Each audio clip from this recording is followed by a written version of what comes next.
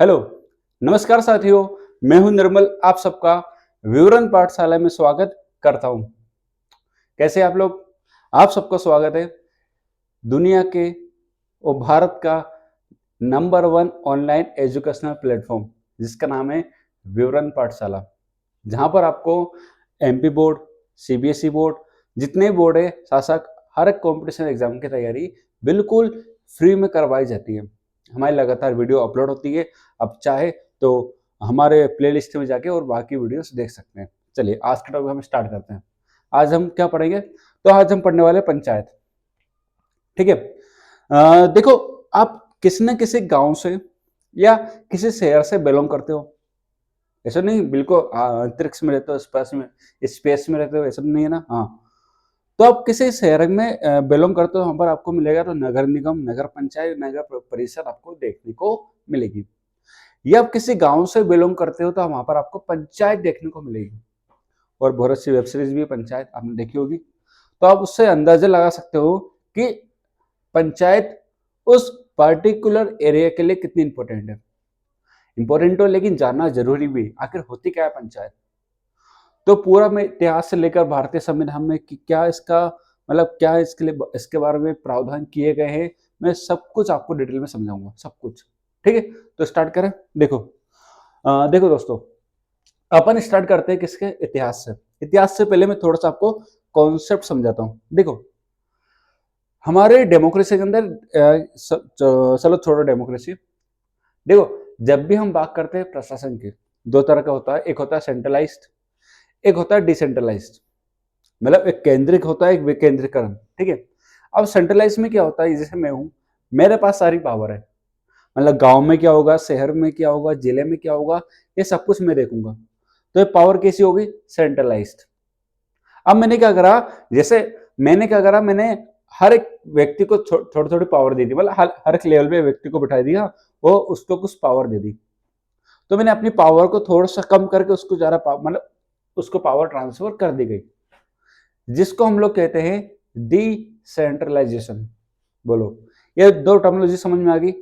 पहले इंडिया में क्या था, जैसे सेंट्रलाइज पावर ज्यादा थी। जैसे सब ब्रिटिश आते स्टार्टिंग में, जब उन्होंने रूल करना स्टार्ट करा या उनके हाथों में सत्ता आ गई, पावर आ गई, तो पावर थी सेंट्रलाइज। वही टैक्स का कलेक्शन भी वही कर रहे हैं, प्रशासन भी वही कर रहे हैं, सब कुछ वही कर रहे हैं।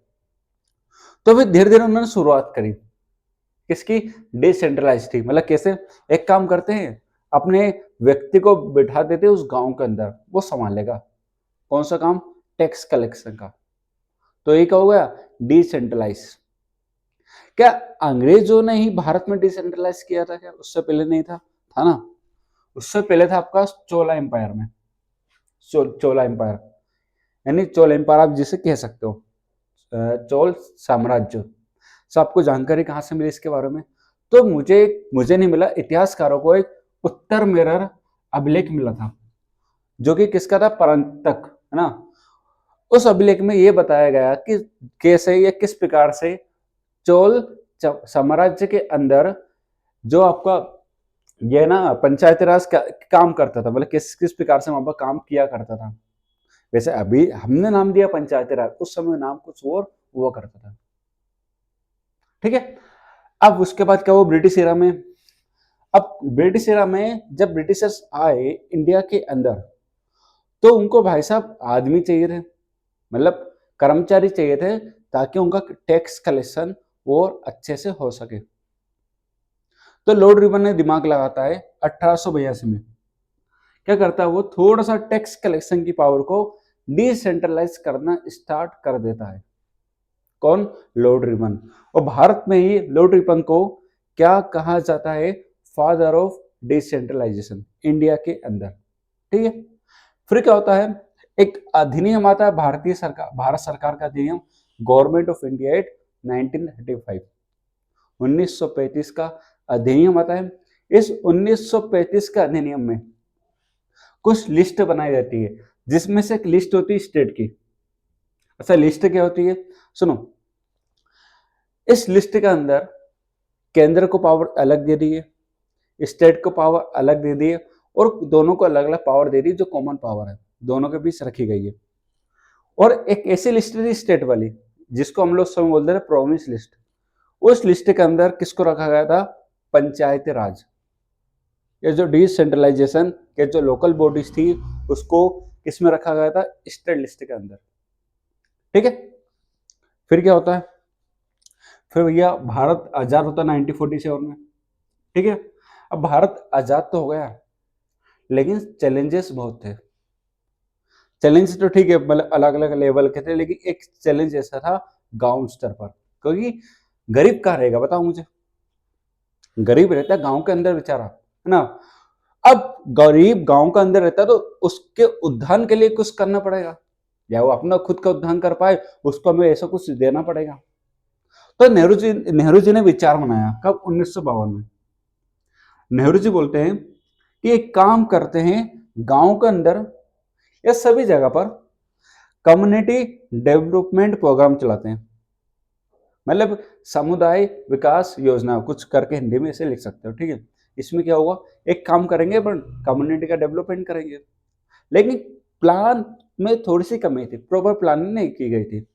लेकिन फिर भी महात्मा गांधी जी से इंस्पायर होकर कार्यक्रम चलाने की कोशिश करी। महात्मा गांधी जी ने सबसे पहले बात करी थी ग्राम स्वराज की। उनका कहना यह था, देखो गांव है तो गांव वालों को पावर दे दो, वो पावर का यूज करेंगे और अपने एरिया का उद्यान करेंगे। बढ़िया विचार है, तो मतलब स्वराज, उनको पावर दे दो। फिर क्या हुआ? ठीक है भैया, आप नेहरू जी को लगा कुछ तो करना पड़ेगा इसके लिए, मतलब कहीं ना कहीं कम्युनिटी डेवलपमेंट प्रोग्राम को अच्छे से चलाना पड़ेगा। तो फिर चलाने के लिए अलग अलग कमेटी बनाई जाती है। पहली कमेटी होती है बलवंत राय मेहता कमेटी। हाँ भैया सुन लो, एक एक कमेटी आती है एग्जाम में। हाँ, और कमेटी ने वैसे तो रिकमेंडेशन हजारों दी, लेकिन हम 1000 नहीं पढ़ने वाले हैं, टेंशन मत लो, तुम्हारा हार्ट बीट बढ़ गई होगी, है ना। लेकिन हम कुछ ही क्या पढ़ेंगे यहाँ पर? रिकमेंडेशन पढ़ेंगे। सुनो, बलवंत राय मेहता कमेटी आती है 1957 में। बलवंत राय मेहता कमेटी को काम सौंपते को नेहरू जी बोलते हैं कि भैया एक काम करो, हमें कुछ प्रोग्राम चलाना है, कम्युनिटी डेवलपमेंट प्रोग्राम, उसके आधार पर तुम रिपोर्ट तैयार करो। ये बढ़िया अपनी रिपोर्ट तैयार करके देते हैं, कब? नवंबर में। ठीक है, उस रिपोर्ट के अंदर क्या लिखते हैं?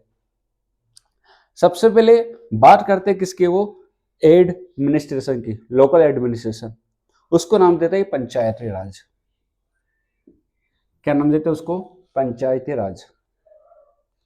और दूसरा ये कहते हैं कि एक काम करो, हर जगह पंचायती राज को लागू कर दो, लेकिन 3 लेवल पर लागू करो। कितने लेवल पर? 3। कौन कौन सा लेवल? जिला पंचायत, पंचायत समिति और ग्राम पंचायत। समझ में आया? समझा थोड़ा सा। मान लो ये 3 लेवल है, एक सबसे ऊपर है, फिर नीचे, फिर उसके नीचे। चलो होता क्या सुनो, स्टेट आती है, सेंटर, सेंटर के बाद स्टेट, स्टेट के बाद जिले, जिले के नीचे ब्लॉक, ब्लॉक के बाद गांव। तो ने बोला एक काम करो, जिला लेवल पर, डिस्ट्रिक्ट लेवल पर क्या बना दो? जिला पंचायत। बलवंत राय मेहता साहब ने अपनी रिपोर्ट सबमिट करी। उस रिपोर्ट के अंदर कितने लेवल पर गवर्नमेंट रखने की बात करें? 3 लेवल पर। सबसे ऊपर क्या रहेगा? जिला पंचायत, जो कहाँ रहेगा? डिस्ट्रिक्ट लेवल पर। फिर उसके बाद बात करें किसकी? पंचायत समिति। ये जो पंचायत समिति रहेगी ये रहेगी ब्लॉक लेवल पर। कहाँ पर? ब्लॉक लेवल पर। ये रहेगी डिस्ट्रिक्ट लेवल पर। ठीक है, और तीसरी बात करें इन्होंने ग्राम पंचायत, जो कहाँ होगी? विलेज लेवल पर, यानी गांव के स्तर पर। सबसे ऊपर क्या है? जिला परिषद पंचायत, फिर पंचायत समिति, फिर ग्राम पंचायत। तो सबसे नीचे क्या रहेगी? ग्राम पंचायत, जो गांव लेवल पर रहेगी, विलेज लेवल पर रहेगी। फिर आता है पंचायत समिति, जो ब्लॉक लेवल पर रहेगी। फिर आता है जिला पंचायत, जो आपके जिले लेवल पर रहेगी। बोलो, कोई कठिनाई तो नहीं है ना?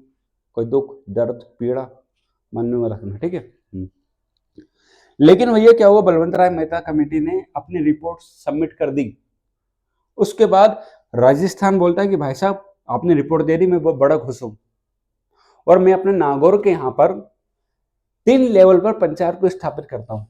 जी हाँ, राजस्थान पहला राज्य था जिसने बलवंत राय मेहता कमेटी की रिकमेंडेशन के अनुसार, मैं फिर से रिपीट कर रहा हूं, बलवंत राय मेहता कमेटी की रिकमेंडेशन के अनुसार क्या लागू करा, अपनाया पंचायती राज। कितने स्तर पर? 3 स्तर पर। सबसे ऊपर रखा उसने जिला पंचायत, पंचायत समिति और ग्राम पंचायत। किसने? राजस्थान में। कब? 2 अक्टूबर 1959। वो उसको खुद किसने इनॉग्रेट किया था? अपने भारत के पहले प्रधानमंत्री जी जवाहरलाल नेहरू, इन्होंने इसको इनॉग्रेट किया था। फिर उसके बाद भाई आंध्र प्रदेश भी आता है पीछे पीछे, बोलता है कि हाँ भाई साहब हमारे भी लागू कर दो। ठीक है, 1959 में कहाँ लागू हो गया आपका? राजस्थान में। राजस्थान के बाद आंध्र प्रदेश के अंदर। आगे बढ़े कहानी। फिर कहानी आगे बढ़ती है, किसके हाथों में आती है? एक कमेटी बनती है एक और, जिसका नाम है अशोक मेहता कमेटी। ठीक है, अब अशोक मेहता कमेटी बनती है 1977 में। इस समय सरकार होती है मोरारजी देसाई, मोरारजी देसाई। ठीक है, मोरारजी देसाई की सरकार होती है। अशोक मेहता जी बोलते हैं यार देखो, आप बोलते हो 3 स्तर पे, मैं बोल रहा हूँ 2 लेवल पे बनाओ, 3 की जरूरत ही नहीं है, 2 में सारा काम हो जाएगा। लेकिन मोरारजी देसाई की सरकार मानती, उससे पहले उनकी सरकार गिर चुकी थी। तो अशोक मेहता कमेटी ने बस इतना कहा था कि एक काम करो, पंचायत को 2 स्तरों पर लागू कर दो, 3 की जरूरत ही नहीं है। ठीक है, 2 पे कर दो, ठीक है भैया। अब जब तक उनकी बात मानते, उससे पहले क्या हो गई? मोरारजी देसाई की सरकार गिर चुकी थी। ठीक है, चलो अब एक और कमेटी बनती है जिसका नाम है लक्ष्मण सिंघवी धुमकल कमेटी। ये बहुत इंपॉर्टेंट कमेटी है। जब संविधान के अंदर जो पंचायती राज देख रहे हो, कहीं ना कहीं किसकी देन है? ये LM सिंघवी कमेटी की देन है। चलो बोलते क्या है लोग अपनी कमेटी में, क्या सॉरी अपने रिपोर्ट में क्या रिकमेंडेशन देते हैं? सुनो, ये बोलते हैं कि एक काम करो, सभी जिलों के अंदर जो कलेक्टर बैठे ना, उनकी पावर कम कर दो, या उनका रोल थोड़ा सा कम कर दो। क्या बात करो भाई साहब, तुम बोल रहे हो कि कलेक्टर का रोल कम कर दो, ऐसा कैसे चलेगा?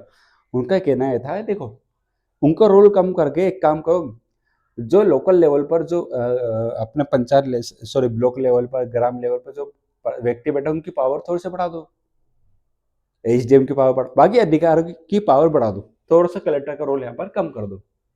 फिर एक और बात कही, एक काम करो, LM सिंघवी साहब ने बोला, आप बड़े पंचायती पंचायती पंचायती पंचायती कर रहे हो, जरा पंचायत मेरे साथ मत करो, इसको कॉन्स्टिट्यूशनल स्टेटस दे दो। कौन बोल रहा है? ये LM सिंघवी साहब। LM सिंघवी साहब ने क्लियर कहा कि पंचायती राज को कह दो एक कॉन्स्टिट्यूशनल स्टेटस दे दो। बस भाई साहब छिड़ गई बात, छिड़ गई बात। और आती है राजीव गांधी की सरकार, कोशिश करती है लेकिन पास बिल नहीं हो पाता। फिर आती है सरकार किसकी? नरसिम्हा राव की सरकार। नरसिम्हा राव की सरकार अपने यहाँ लोकसभा में बिल लेकर आती है। कौन सा बिल लेकर आती है? उनका मेन मोटिव क्या है? मेन मोटिव यह है कि कैसे भी करके हमें पंचायती राज को कॉन्स्टिट्यूशनल स्टेटस देना है, यानी संवैधानिक बनाना है। किस बॉडी को? पंचायती बॉडी को। दोनों स्तर पर, एक अर्बन एडमिनिस्ट्रेशन और एक रूरल एडमिनिस्ट्रेशन, दोनों स्तर पर हमें बनाना है। ठीक है भैया, तो लोकसभा में बिल लाया जाता है कब? 22 दिसंबर 1992 में। हाँ, सिंघवी कमेटी कब बनती है? चलो मत करो, कोई जरूरत नहीं है ना। हाँ, ये समझो, लोकसभा में बिल लाया जाता है कब? 22 दिसंबर को लोकसभा बढ़िया बहुमत से पास कर देता है।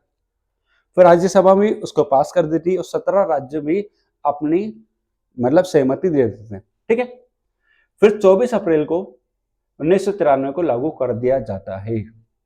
24 अप्रैल 1993 में इसको लागू कर दिया जाता है। अब क्या लागू कर रहा है सर, क्या हो रहा है, थोड़ा सा समझाओ। देखो, यदि आपको संविधान के अंदर कुछ भी नया ऐड करना है तो उसके लिए करना पड़ता था संविधान संशोधन, यानी कॉन्स्टिट्यूशनल अमेंडमेंट।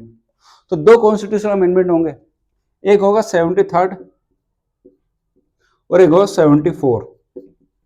अपन दोनों पढ़ेंगे, दोनों बिल्कुल। 73rd होगा और एक और कौन सा होगा? 74।